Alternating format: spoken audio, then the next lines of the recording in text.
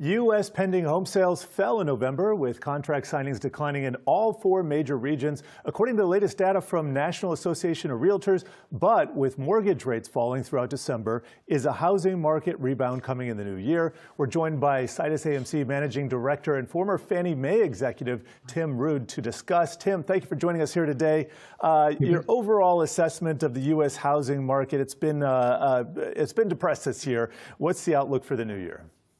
Yeah, well, good to see you on that, and Happy New Year. So 2022, I think we often forget, came in like a lion king. I mean, we were crushing it on every level in terms of existing home sales, record low interest rates, record low originations, even near record for the last cycle, at least, existing new home construction. So, I mean, everything that we talk about, when you start hearing things that say are down, below, that's off of a trend that was incredibly high. So I think it's important that as we hear like, oh my God, month over month, so-and-so is down or that's down, it's really down just in terms of its trajectory. You're still going to end the year, both from an existing home standpoint and from a new home standpoint, fairly strong in the sense that you still had home price appreciation in both categories. The volume of each is down 30-odd% for existing homes. And then for new homes, it's down around 15 or 20%. But to your question, that leads to that flywheel going into 2023. What you're seeing now, the best leading indicator that we have is that mortgage originations for purchasing a house are down about 40% for the year, right? So we're ending at a low point, 40% lower than it was last year.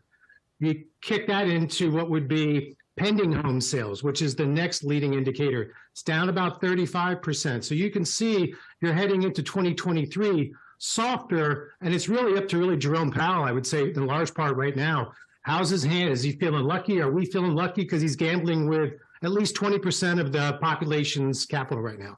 So, Tim, 2023, lots of debate out there about whether or not it's going to be the great housing bust, how significantly the market is going to weaken. Is it safe to say that that won't happen? And then I guess going off of that, if it doesn't happen, in terms of the drop that we could see in home values, what does that more specifically look like heading into the new year?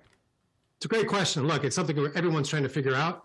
And I think the easy way to look at it is probably following the track of interest rates.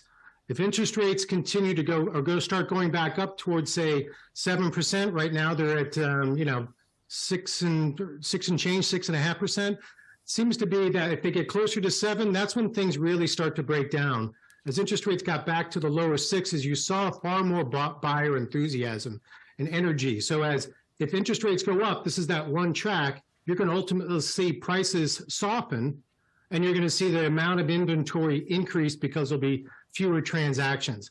I don't take softening as a 15 to 20% collapse for a number of reasons we can go into later if you have time.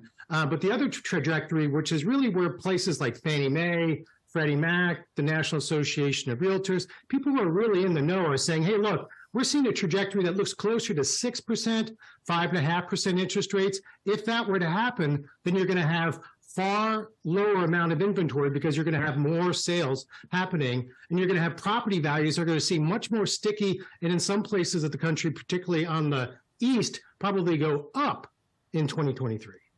And when it comes to the supply of new home sales, where are we? Because it looks like there might have been a bit of overbuilding, but I think we're still at historically lower levels, at least in terms of the historical range. Can you update us on that? Yeah, the problem is that it's certainly gone lower. Look, builders learned their lesson in the 1980s. They learned them in the mid-2000s, that when they get over their skis and they overbuild basically for anticipated demand, and then whatever the exogenous event is, the black swan event, they found themselves overcommitted with too much production, too much unfinished production, too much inventory, and quite frankly, a fair number of them ultimately go out of business. This time, however, as soon as they started seeing interest rates go up and demand go down, they pulled back. You saw permits drop by 70% this year, by the end of this year. So they pulled back. They're like, guys, let's just get rid of the stuff that we've got in the pipeline. Finish building it. Let's get out of this, put our hands in our pocket and see what 2023 has to bear. So don't expect the builders to bail us out of this predicament, I think, in 2023. All right. We got to leave it there, but great information there. Tim Rood, thank you. Coming up.